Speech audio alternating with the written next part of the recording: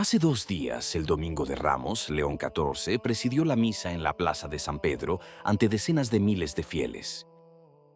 Y en las últimas semanas, algo ha cambiado. Reuniones con los cardenales Burke, Sarah y Sen, una carta a los obispos franceses. El regreso del lavatorio de pies a la Basílica de San Juan de Letrán. Son señales, pero la pregunta que muchos se hacen es: ¿son estos gestos el inicio de un verdadero punto de inflexión? ¿O se trata de algo más?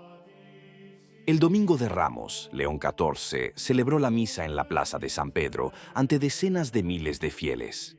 Fue una escena que, en cualquier otro pontificado, habría pasado casi desapercibida. Pero en este momento de la historia de la Iglesia, cada gesto tiene un significado diferente. Cada elección comunica algo, y algunas elecciones, aparentemente secundarias, dicen más que muchas palabras. Porque lo ocurrido hoy, y lo que ha estado sucediendo en las últimas semanas dentro del Vaticano, plantea una pregunta que cada vez más gente se hace. No tanto qué está haciendo León XIV, sino qué significa lo que está haciendo. La Semana Santa es el período litúrgico más intenso del año, y es precisamente aquí, en este contexto, donde surgen las primeras diferencias concretas entre el pontificado actual y los anteriores. El Jueves Santo, León XIV celebrará el lavatorio de los pies en la Basílica de San Juan de Letrán.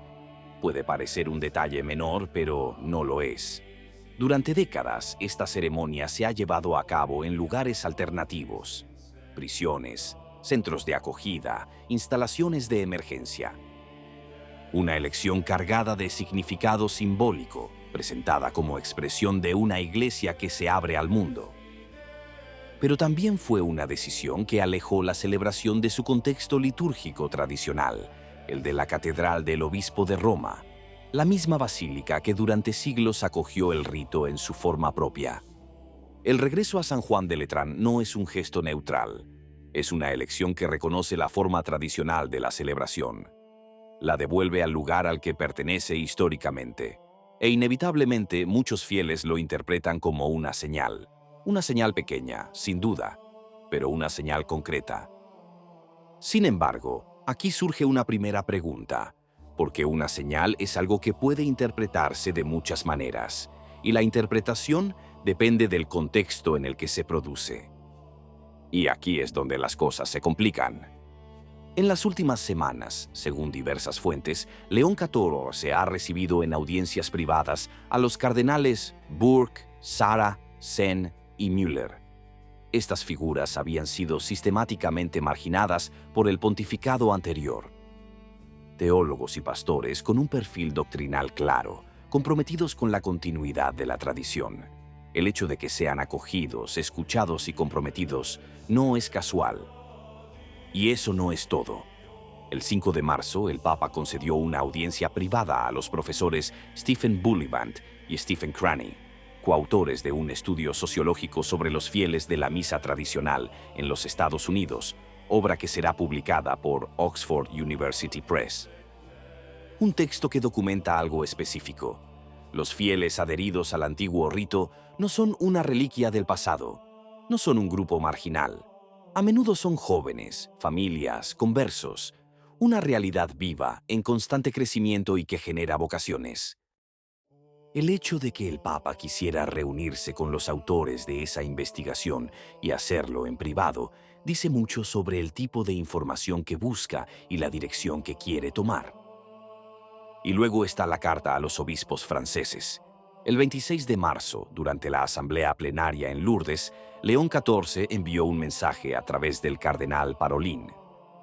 En ese texto el Papa habla de una herida dolorosa que aún permanece abierta en la Iglesia y pide a los obispos que incluyan generosamente a aquellos que están sinceramente apegados al Vetus Ordo, de acuerdo con las directrices del Concilio Vaticano II. No es una revocación, no es una anulación formal, pero es algo que, incluso hace apenas un año, habría sido difícil de imaginar. Y luego está Parolin, el cardenal secretario de Estado, que durante años apoyó la postura más restrictiva, declaró que la liturgia no debe convertirse en un campo de batalla. que debe encontrarse una fórmula que satisfaga las necesidades legítimas. Un cambio de postura que los periódicos italianos han calificado sin rodeos de retroceso. Primero se limitan, luego median, primero acusan, luego buscan un compromiso. Y es precisamente aquí donde surge la tensión que, más que ninguna otra, merece ser analizada. Porque lo que está sucediendo, si se analiza en su conjunto, presenta una estructura que no es nueva, es un mecanismo recurrente. Se está limitando una realidad. Entonces, cuando la realidad de la situación hace que esa limitación sea insostenible, se abre la puerta al diálogo. No porque el principio haya cambiado, sino porque los números no mienten. Las comunidades tradicionales están creciendo. Los seminarios asociados a la misa antigua están registrando vocaciones. La respuesta de los jóvenes a la forma tradicional del rito no ha disminuido tras las restricciones. En muchos casos, incluso ha aumentado. Así pues, la pregunta que surge, cada vez con mayor urgencia, es la siguiente. ¿Es este cambio de tono un verdadero punto de inflexión? ¿O se trata de una respuesta estratégica a una presión que se ha vuelto imposible de ignorar? Esto no es un juicio contra el pontífice, es una pregunta legítima, una que todo aquel que se preocupa por la tradición tiene derecho a formular. Porque las palabras importan, pero los documentos importan aún más. Y mientras Traditionis Custodes siga vigente, mientras las comunidades vinculadas a la misa tradicional dependan de la buena voluntad de obispos individuales, mientras no exista una norma clara y universal que garantice la estabilidad, las señales seguirán siendo señales. Las oportunidades siguen siendo oportunidades, los gestos siguen siendo gestos. Y en este contexto surge un problema que amenaza con estallar en los próximos meses. La Sociedad de San Pío X ha anunciado que, a partir del 1 de julio de 2026, procederá con nuevas consagraciones episcopales sin mandato pontificio. Se acerca la excomunión automática prevista por el derecho canónico, y León XIV se enfrenta a una decisión que no puede posponerse. Aplícalo y radicaliza aún más la ruptura con el mundo tradicionalista, o encuentra un camino que, hasta la fecha, ningún otro pontífice ha logrado recorrer por completo. Esta es la Semana Santa de 2026, una semana que comienza con gestos que muchos interpretan como señales de apertura, y termina con interrogantes abiertos, tensiones sin resolver y una crisis continua que ningún gesto litúrgico, por significativo que sea, puede solucionar por sí solo. ¿Qué opinas? Si te gustó el video, comenta. Amén. Que Dios te bendiga.